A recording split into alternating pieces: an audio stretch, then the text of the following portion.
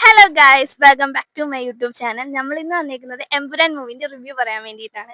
എല്ലാവരും പോലെ ഞാനും ഫസ്റ്റ് ഡേ തന്നെ കണ്ടു. ഫസ്റ്റ് ഷോ ഒന്നും ഞാൻ കണ്ടില്ല, കാര്യം എനിക്ക് ഉറങ്ങണം ഗൈസ്. രാവിലെ പോയി എന്തോ പടം കാണാനുള്ള മൂഡൊന്നും എനിക്കുണ്ടായിരുന്നില്ല.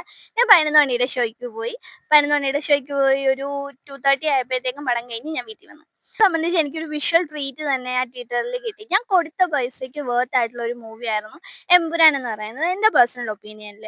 ഞാൻ പിന്നെ കുറേ ഇതൊക്കെ സോഷ്യൽ മീഡിയയിൽ കണ്ടിട്ടുണ്ടായിരുന്നു, ഫാൻ ഫൈറ്റ് പോലെ കൊള്ളത്തില്ല, ബിലോ ആവറേജ് മൂവി. എൻ്റെ ഫ്രണ്ട് തന്നെ പറഞ്ഞു, ഫ്രണ്ടിന്റെ ഫ്രണ്ട്സ് പറഞ്ഞെന്ന് പറഞ്ഞു ബിലോ ആവറേജ് മൂവി ആണെന്ന് പറഞ്ഞെന്ന് പറഞ്ഞ്. അപ്പം എനിക്ക് തോന്നിയില്ല അത് ബിലോ ആവറേജ് ആണെന്ന്. കാര്യം ആവറേജിനേക്കാൾ മേലെയാണ്, ഒരു എബോ ആവറേജ് മൂവി തന്നെയാണ് എമ്പുരാൻ എന്ന് പറയുന്നത്. നിങ്ങൾ പൈസ കൊടുത്ത് തിയേറ്ററിൽ പോയി കണ്ടു കഴിഞ്ഞാൽ നിങ്ങൾക്ക് ആ പൈസ എന്തായാലും നഷ്ടമായെന്ന് തോന്നത്തില്ല. അതെനിക്ക് ഉറപ്പ് തരാൻ പറ്റും. കാര്യം അതുപോലാണ് പൃഥ്വിരാജ് എന്ന് പറഞ്ഞ ഡയറക്ടർ ആ പടം എടുത്തു വെച്ചേക്കുന്നത്. ഒരു മലയാളം മൂവി ഇമാതിരി രീതിക്ക് എടുത്തു വെക്കാനായിട്ട് പൃഥ്വിരാജിനെ പോലെ ഒരു ഡയറക്ടറിന് മാത്രമേ കഴിയത്തുള്ളൂ എന്ന് എനിക്ക് ആ പടം കണ്ട സമയത്ത് തോന്നി. കാര്യം ഞാൻ ഇതിനു മുമ്പ് ഒരു മലയാളം മൂവി പോലും ഇത്രയും അടിപൊളിയായിട്ട് മേക്ക് ചെയ്ത് വെച്ചേക്കുന്നത് ഞാൻ കണ്ടിട്ടില്ല. ഞാൻ പടത്തിന്റെ ഫസ്റ്റ് ഹാഫില് കുറച്ച് ഷോർട്സ് കണ്ടു കഴിഞ്ഞപ്പോഴത്തേക്കും ഞാൻ തന്നെ കുറച്ച് നേരത്തേക്ക് ഞാൻ മലയാളം മൂവിക്കല്ലേ ടിക്കറ്റ് എടുത്തത്, വല്ല ഹോളിവുഡ് മൂവിക്കാണോ എന്ന് എനിക്ക് തോന്നിപ്പോയി. കാര്യം അതുപോലെ എടുത്തു വെച്ചിട്ടുണ്ട്. പല ഷോർട്സും പല സീക്വൻസും കാണുന്ന സമയത്ത് നമുക്ക് തോന്നും ഇതൊരു ഹോളിവുഡ് മൂവി ആണോ എന്ന് തോന്നുന്ന രീതിക്ക് എടുത്തു വെച്ചിട്ടുണ്ട്. പിന്നെ ലൂസിഫറിന്റെ സെക്കൻഡ് പാർട്ടാണ് എമ്പുരാൻ എന്നും പറഞ്ഞ് പോയി കാണുക. അതല്ലാതെ എമ്പുരാൻ എന്ന് പറയുന്നത് വേറൊരു മൂവിയാണെന്നും പറഞ്ഞിട്ട് പോയി കാണരുത്. അതിനനുസരിച്ചിട്ട് നിങ്ങൾക്ക് ചിലപ്പം എന്താ സാറ്റിസ്ഫൈഡ് ആയെന്ന് വരത്തില്ല. സെക്കൻഡ് പാർട്ടാണെന്ന് പോയി കണ്ടു കഴിഞ്ഞാൽ നിങ്ങൾ എന്തായാലും സാറ്റിസ്ഫൈഡ് ആവും. പിന്നെ ഭയങ്കര അടിപൊളിയാണ്, അടിപൊളിയാ, കണ്ടു വരത്തുള്ളൂ ഞാൻ പറയത്തില്ല, നിങ്ങൾക്ക് ഇഷ്ടപ്പെടും, അത് ഞാൻ പറഞ്ഞുതരാം. അതുപോലെ വിശ്വസിച്ച് പോയി കണ്ടു കഴിഞ്ഞാൽ നിങ്ങൾക്ക് സൂപ്പർ ആയിട്ടുള്ളൊരു ട്രീറ്റ് ആയിട്ട് ആ മൂവി മാറുമെന്ന് എനിക്ക് ഉറപ്പാണ്. പിന്നെ മ്യൂസിക്കിന്റെ കാര്യം പറയുവാണെങ്കിൽ ദീപക് ദേവാണ് മ്യൂസിക് ചെയ്തിട്ടുണ്ടായിരുന്നത്.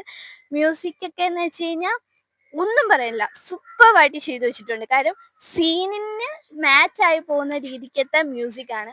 ഒരു മിസ്മാച്ച് ഒന്നും തോന്നിയിട്ടുണ്ടായിരുന്നില്ല, അടിപൊളിയായിട്ട് വെച്ചിട്ടുണ്ട്.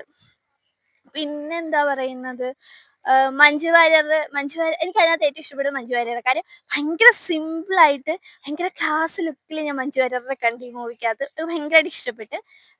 പിന്നെ ലാലേട്ടനെ പറ്റി നമ്മൾ പറയണ്ടല്ലോ, ലാലേട്ടന്റെ കരിയറിൽ തന്നെ നല്ലൊരു ബെസ്റ്റ് കംബാക്ക് എന്ന് നമുക്ക് വേണമെങ്കിൽ എമ്പുരാൻ മൂവിനെ പറയാം. കാര്യം അതുപോലെ എടുത്തു വെച്ചിട്ടുണ്ട് പൃഥ്വിരാജ്. ലാലേട്ടന് കൊടുക്കാൻ പറ്റുന്ന കരിയറിലെ ഏറ്റവും ബെസ്റ്റ് ഇൻട്രോസും കാര്യങ്ങളും ഒക്കെ വെച്ചിട്ട് ആ മൂവി സൂപ്പർ ആക്കി വെച്ചിട്ടുണ്ട്.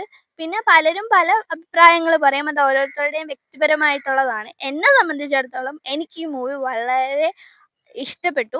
അതേപോലെ തന്നെ എന്നെ സാറ്റിസ്ഫൈ ചെയ്യാനായിട്ട് ഈ മൂവിക്ക് പറ്റി. ഞാൻ എന്താണോ ട്രെയിലർ കണ്ട് പ്രതീക്ഷിച്ച് പോയത് അത് തന്നെ, അല്ലെങ്കിൽ അതിനേക്കാൾ ഒരുപടി മുകളിൽ എനിക്ക് തിയേറ്ററിൽ നിന്ന് ഇമ്പാക്റ്റ് കിട്ടിയെന്ന് ഞാൻ പറയും.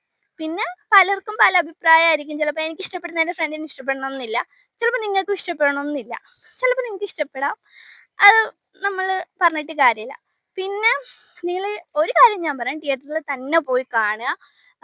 പിന്നെ ഇതിൻ്റെ ഇടയ്ക്ക് ഒരു ന്യൂസ്, ഞാൻ ലാസ്റ്റ് തിയേറ്ററിൽ പടം കഴിഞ്ഞ് ഇറങ്ങി വന്നു കഴിഞ്ഞിട്ട് ഞാൻ നോക്കിയപ്പോഴത്തേക്കും ഇതിൻ്റെ പൈറസി, അതായത് ഫേക്ക് കോപ്പി ഇന്റർനെറ്റിൽ ലീക്ക് ആയിട്ടുണ്ടെന്ന് ഞാൻ കണ്ട്. ദയവ് ചെയ്ത് കിട്ടിയാലും നിങ്ങൾ ഓപ്പൺ ചെയ്യാതിരിക്കുക. കാരണം നിങ്ങൾ തിയേറ്ററിൽ തന്നെ കാണുക. തിയേറ്ററിൽ പോയി കണ്ടാൽ ആ പടം അത്രയും അടിപൊളിയാണെന്ന് നിങ്ങൾക്ക് തോന്നത്തുള്ളൂ. പിന്നെ ഫാൻ ഫൈറ്റും കാര്യങ്ങളൊക്കെ എൻ്റെ പേര് നടക്കുന്നുണ്ട്, അതൊരു വഴിക്ക് നടക്കട്ടെ. പക്ഷെ നിങ്ങളൊരു സിനിമ പ്രേമി അല്ലെങ്കിൽ ഒരു ഓഡിയൻസ് എന്നുള്ള രീതിക്ക് പോയി കണ്ടു കഴിഞ്ഞാൽ ഈ പടം നിങ്ങൾക്ക് ഇഷ്ടപ്പെടും. അതല്ലാതെ ഒരു ഫാനിൻ്റെ പ്രത്യേക ഒരു ഒരു നടൻ്റെ ഒരു പ്രത്യേക ഫാൻ ബേസിൽ പോയി ഈ പടം കണ്ട് ഡിഗ്രേഡ് ചെയ്യാൻ വേണ്ടി പോയി കഴിഞ്ഞാൽ ഒത്തിരി കാര്യങ്ങൾ ഡിഗ്രേഡ് ചെയ്യാൻ കണ്ടുപിടിക്കാൻ പറ്റും. അത് വേറൊരു ഇത്. അതല്ലാതെ നോർമലി എല്ലാവരും ഇപ്പോൾ സാധാരണക്കാർ പടം കാണാൻ പോകുന്നത് പോലെ പോയി കഴിഞ്ഞ് കഴിഞ്ഞാൽ നിങ്ങൾക്ക് എല്ലാവർക്കും ഇഷ്ടപ്പെടുന്ന ഒരു മൂവി ആയിരിക്കും. പിന്നെ ഈ മൂവിക്കകത്ത് എന്താ പറയുന്നത്, സോഷ്യലി റെലവൻ്റ് ആയിട്ടുള്ള ടോപ്പിക്സിനെ ചെറിയ രീതിക്ക് അഡ്രസ്സ് ചെയ്ത് വെച്ചിട്ടുണ്ട്.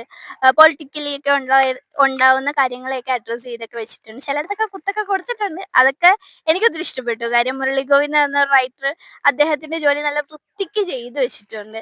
ഞാൻ എക്സൈറ്റഡ് ആണ്. കാര്യം ഇനി വാട്ട് നെക്സ്റ്റ്, L3 എന്താണ് വരുന്നത്. കാര്യം അതുപോലെയാണ് അത് കൊണ്ട് എത്തിച്ചു വെച്ചേക്കുന്നത്. അതിന്റെ എൻഡ് എന്ന് പറയുന്നത് ഒരു കറക്റ്റ് പ്രോപ്പർ ക്ലൈമാക്സ് നമുക്കില്ല, അതിന് കണ്ടിന്യൂവേഷൻ എന്നുള്ള രീതിക്ക് ഇട്ടേക്കുവാണ്, അതൊരു ക്വസ്റ്റ്യൻ മാർക്കാണ്.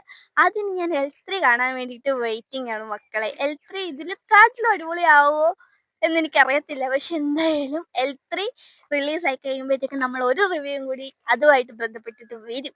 ഓക്കെ. ബൈ.